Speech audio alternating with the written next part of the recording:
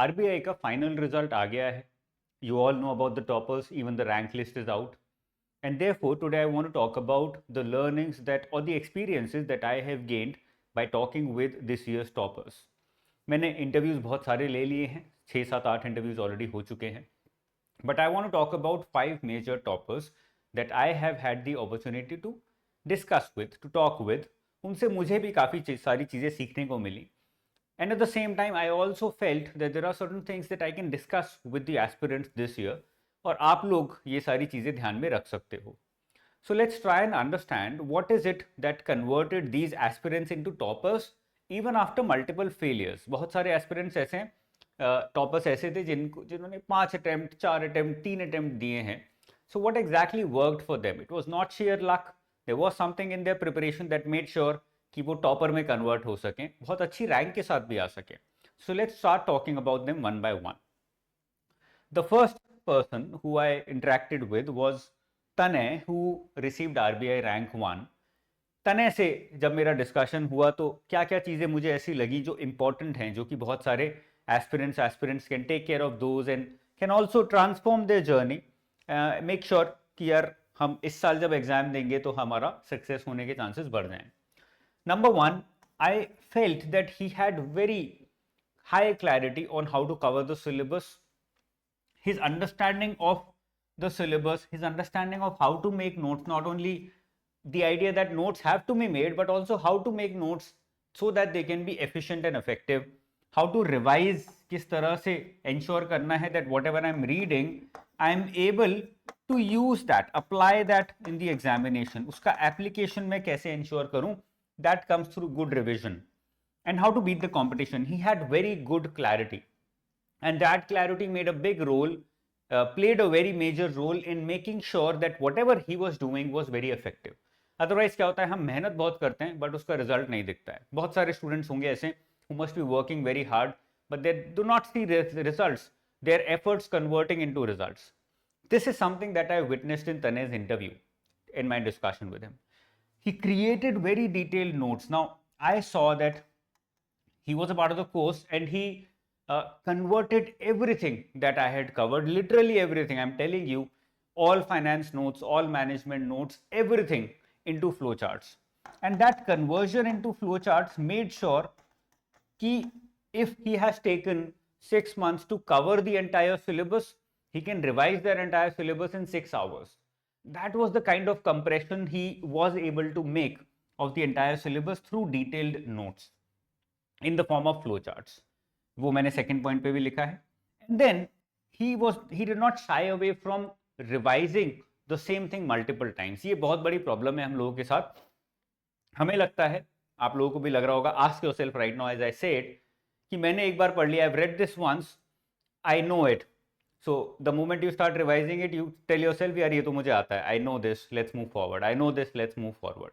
But have you actually checked whether you remember it completely and properly or not?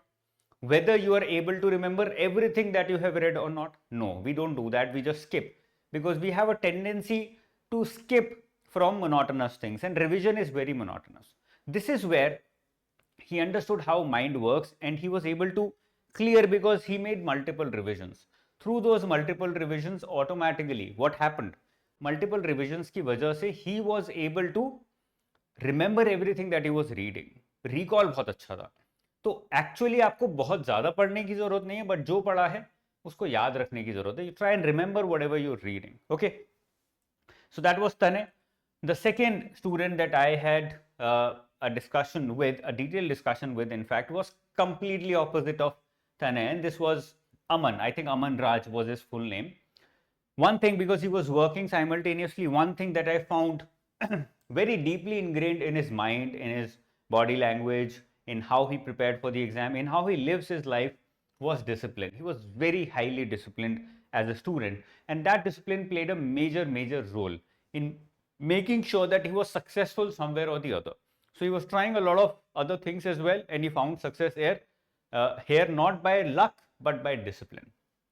Number two, he knew, yes, this was very interesting, he was very clear about his strengths and his weaknesses.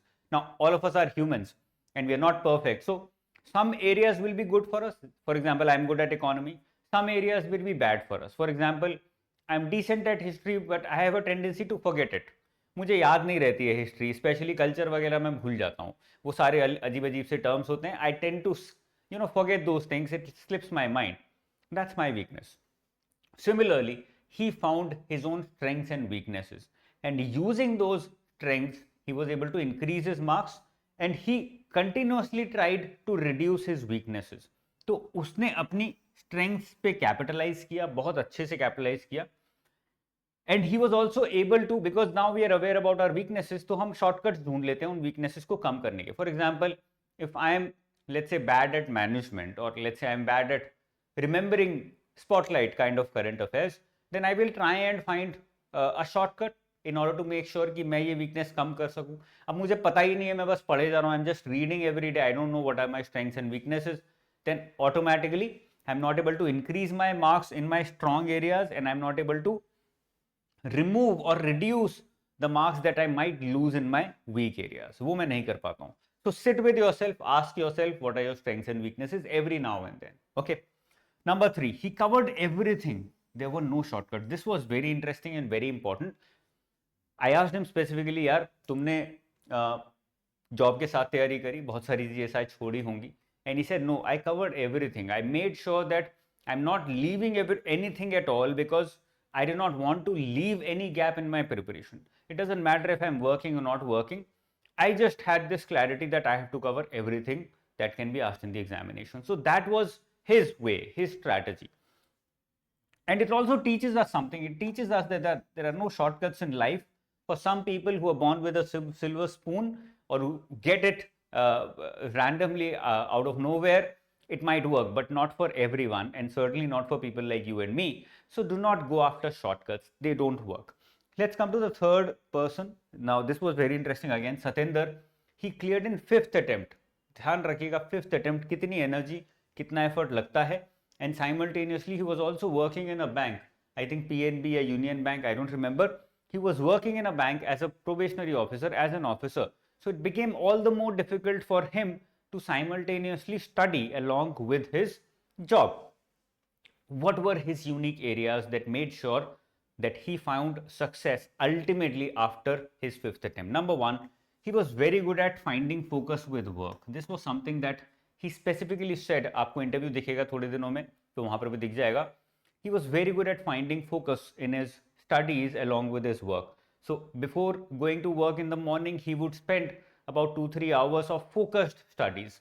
After coming home, he would go to the gym. He was very well built. He would go to the gym, spend good enough time in the gym, relax himself, come back, and then again find focus in his studies for 1 odd hour, if not much. So he was able to do that, find focus in his work, with his work. The second was consistency, and this applies to all the working aspirants who are working simultaneously, especially people working in banks. You have to be consistent, even if it means spending 2 hours, 3 hours every day. Just make sure that you're not skipping any day. When you start doing that, automatically you will start witnessing results. You will not see it instantly, but after a period of, let's say, 6 months, you will start witnessing that, okay, there is a change now in how I look at the same thing. I know much more. I'm more confident. It takes that amount of time when you're reading something completely new. So be consistent, especially if you're working. This is what defines Satender's prep. That is why probably he was able to go through 5 attempts, almost 6 years of preparation, and then he finally cleared the exam. The third one, using hobbies like gymming and trekking to rejuvenate. So he had an interesting story where he told me that he went to Kashmir to trek with his friends, but out there he was living on the mountains where there was no disturbance, no phone, and therefore he took out his notes and started studying, and he had a very good 3-4 days of focused studies out there on the mountains. Now a lot of us will feel हमने पैसे खर्च करे हैं, हम यहाँ chill करने आए हैं, तो हम पढ़ेंगे नहीं. But he was so focused, he was so in line with his target that he did not feel that it is working.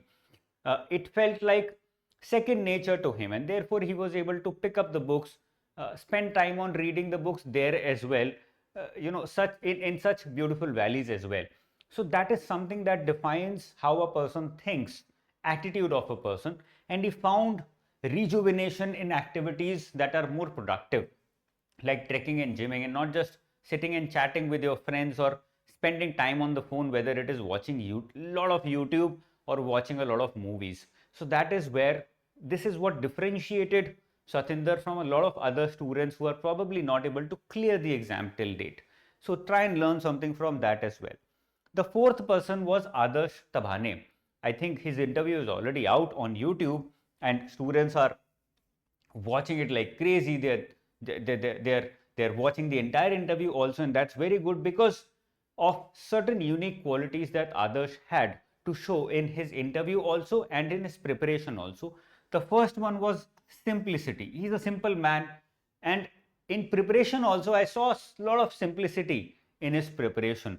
What does it mean when you say simplicity? Simplicity simple means that you take something, you identify first of all, this is what can help me clear the examination. You take it, you start using it, and then you stick with it instead of getting distracted. So you're very simple in your attitude, you're very simple in your life, you're very simple in your preparation as well. You're not trying a lot of different things because you know that these simple things will work. This is what differentiated him from a lot of other candidates. He took the course and stuck with the course, did not try and experiment with a lot of things. He knew that if a lot of students in the past have done it, I can also do it just by reading one thing at a time. He did that and that worked in his favor. He cleared the examination. Simplicity also means sticking with the basics. What are the basics? What do we mean when we say basics? Four major things. Number one, course coverage. He was very clear that if I do not cover the entire course, I will not be able to clear the examination, whether it is finance, management, ESI or anything else. I have to first cover the syllabus. He was very clear with that. Number two, he made sure that he covered the entire current affairs. In his interview also, he said that I was not worried that I'm covering 3 months of spotlight or 1 year of spotlight. If I'm done with my syllabus, I just start covering current affairs and I keep covering it till the time the examination happens.